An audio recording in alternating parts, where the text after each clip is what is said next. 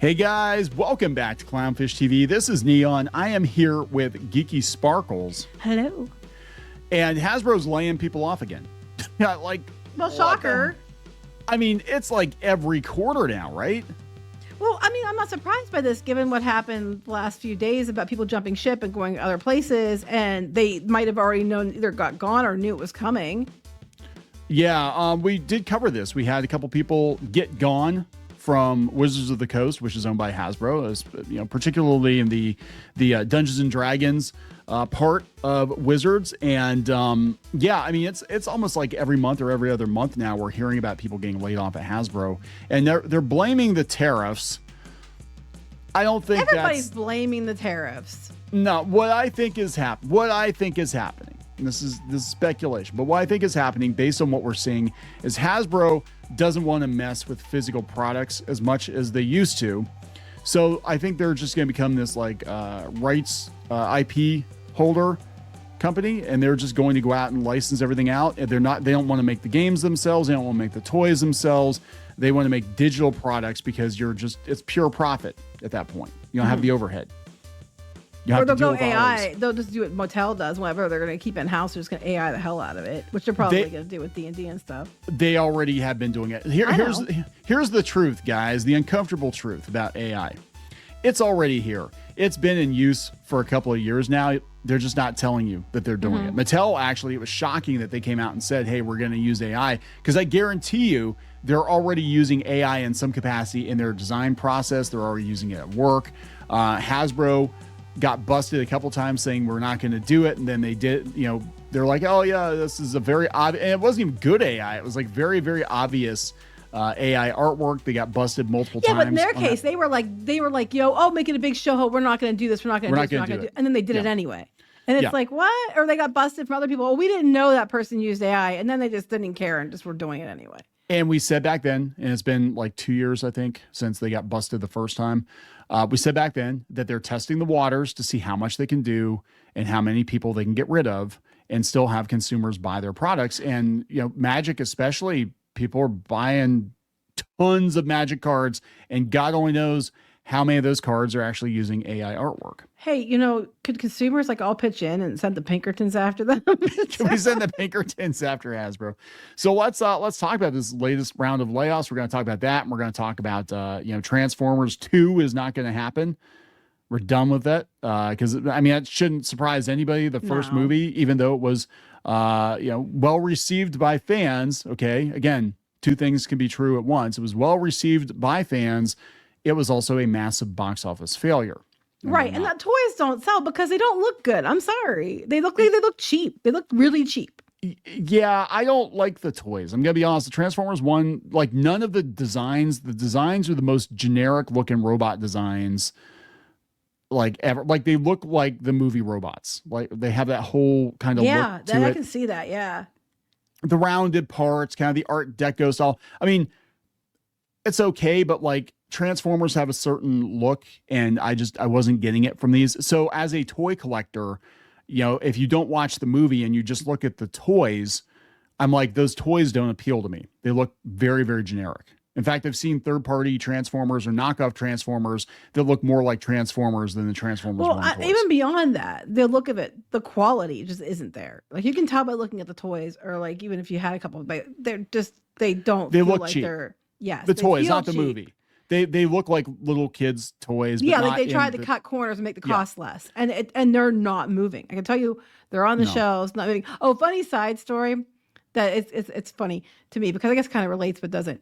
So there's a local organization that gets truckloads of stuff that can't be sold even on clearance at places like Walmart, Sam's, that kind of stuff, having a big sale. I didn't get to tell you this yet, and they have pictures of their toy room. Whole bunch of is Young Jedi Knights toys, a whole crap ton, cases of that, because they didn't even sell in the store, didn't even sell on clearance, so they sent it on trucks to people who bought truckloads. I didn't even know the show was out. We don't have little kids anymore, but I didn't even know the show was out. I remember they talked about it, and then I saw the toys. The first time I saw those toys, they were already on clearance, and then they wound up at Ollie's, and there's a whole pallet full of them at Ollie's, and nobody talks about the show. Nobody wants this show. And the Transformers 1, same way. We're not getting the new legacy figures because these Transformers 1 figures are clogging the shelves. Yeah, they're plugging the shelves. And I know at ours, there's a couple new ones, but that are the legacy ones, but most of it is the leftover Transformers 1 stuff.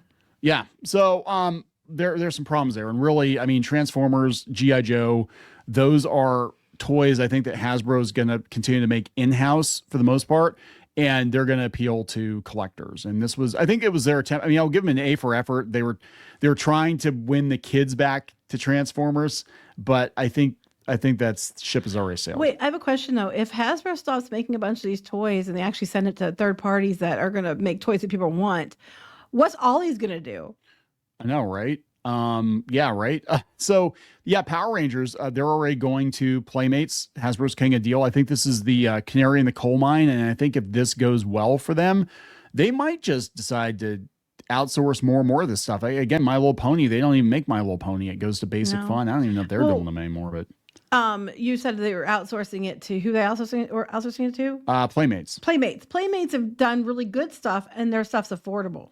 It's like you can look at cheap, Playmates. But yeah. I mean, it is, but I mean, like if you look at Playmates, like they did the Turtles too. Yeah. Yeah. If you look at their stuff, we actually did. We reviewed it. We looked at some of in the One Bit You, and we looked at their stuff and compared Raphael, to you're bleeding. Their stuff compared to even more expensive stuff Hasbro was doing.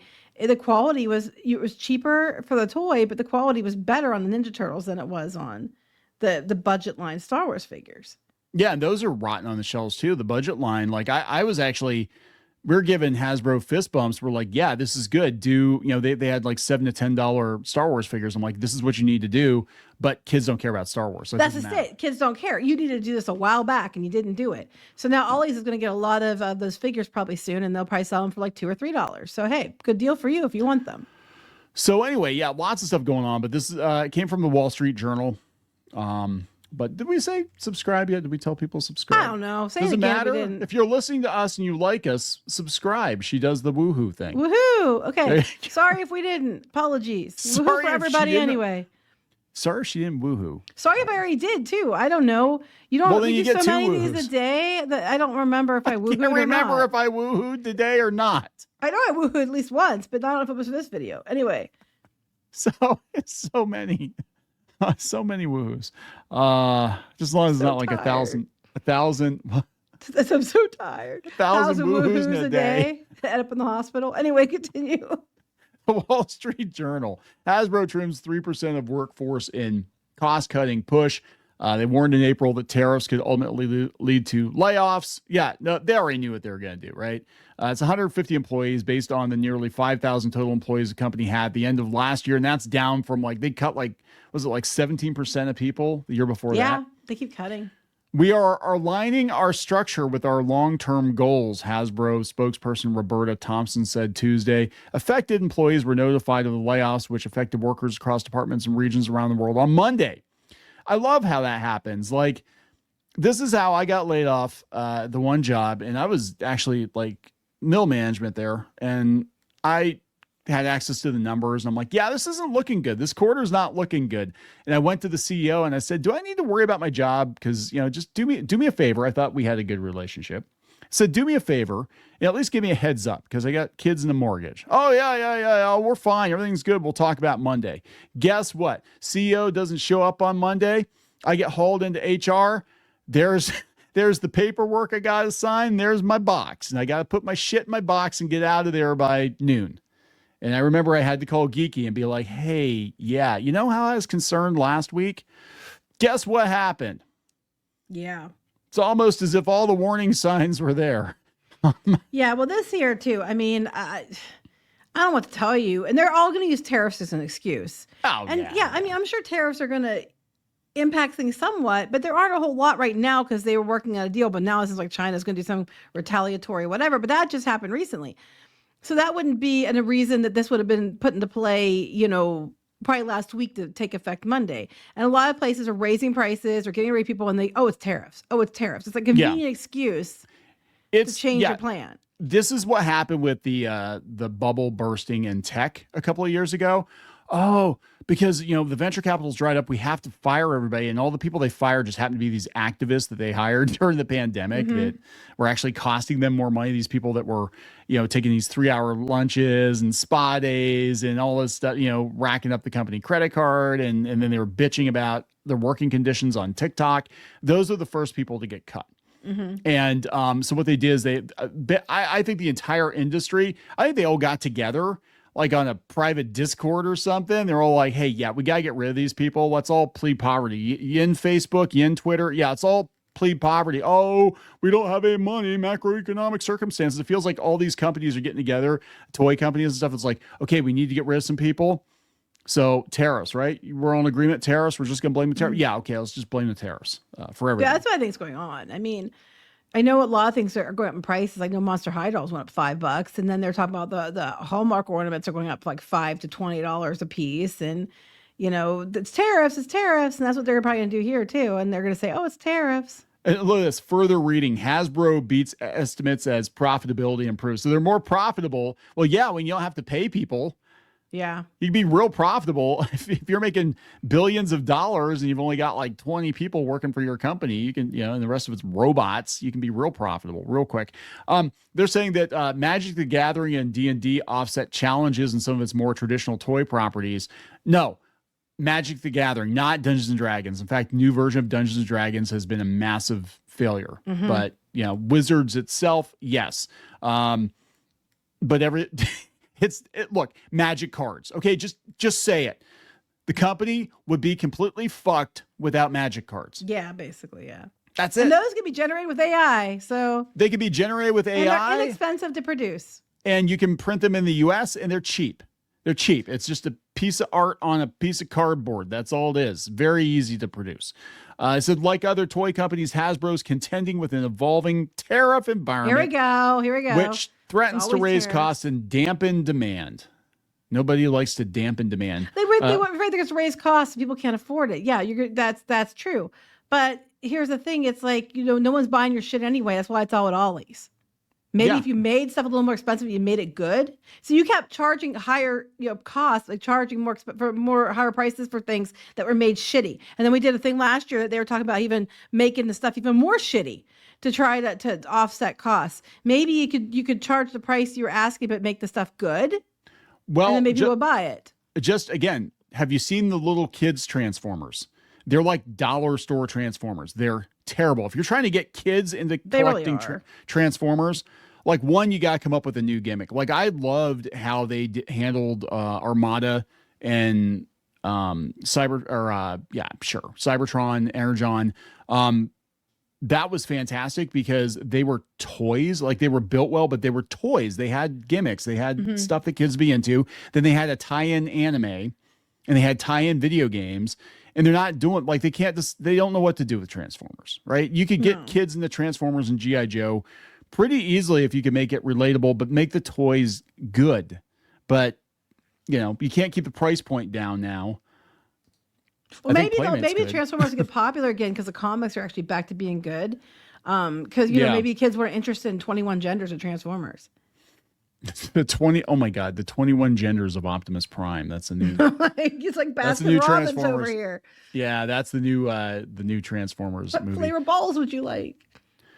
That's like I was talking to you yesterday, trying to explain IDW and the gay Transformers, and I was like, isn't it weird that the most prominent gay Transformer is a headmaster? Yeah, I know. Of course he is. Well, I'm sure he would be. Of course he is. I'd be disappointed otherwise. I mean, you weren't very good at it otherwise.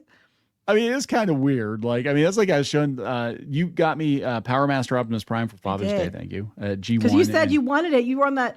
You've been saying it for a while. Then you were on that podcast the other day on was it Thinking Critical you were on? Thinking Critical, yeah. And you said you got there and I was listening.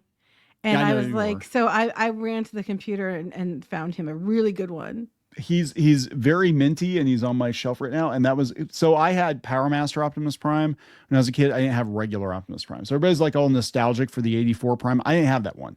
I waited until Prime was dead and buried and then came back again. Dead, buried, became a zombie, got blown up, and then somehow still came back to life. and then bitch slapped Hot Rod and was like, yeah, you suck. I'm back now. But they were if they continued the series, he was going to be Power Master Prime.